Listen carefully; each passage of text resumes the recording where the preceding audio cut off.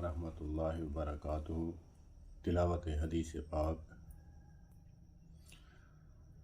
اللہم صلی علی سیدنا محمد وعلی آل سیدنا محمد وبارک وسلم۔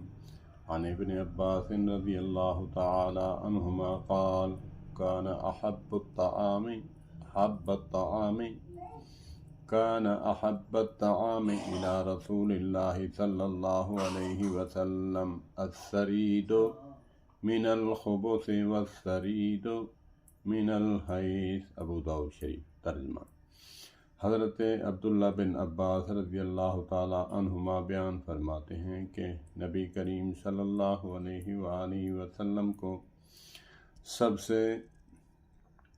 سب کھانوں میں سے زیادہ پسندیدہ روٹی کا سرید اور ستو اور گھی کا بنا ہوا سرید تھا۔ اللہم صلی علی سیدنا محمد وعلی آل سیدنا محمد وبارک وسلم۔